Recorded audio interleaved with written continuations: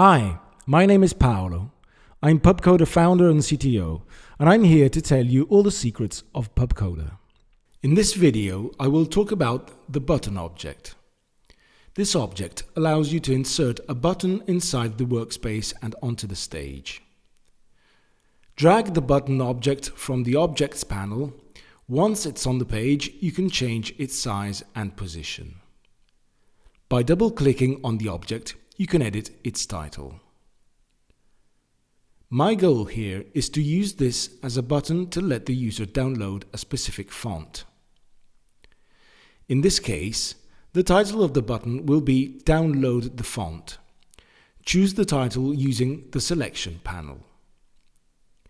You can then set other features of the button object such as the font title, the size, and the color.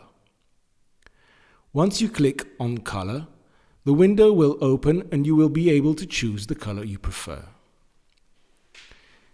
You can choose the background color of the button, and you can also enter the color by clicking on the color code, adding a code manually. You can then add the border color and its thickness.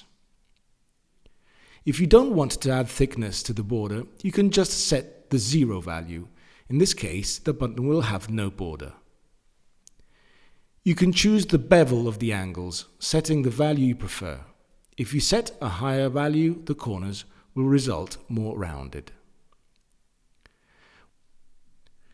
Once you decide the button's look and feel, you can now set the action.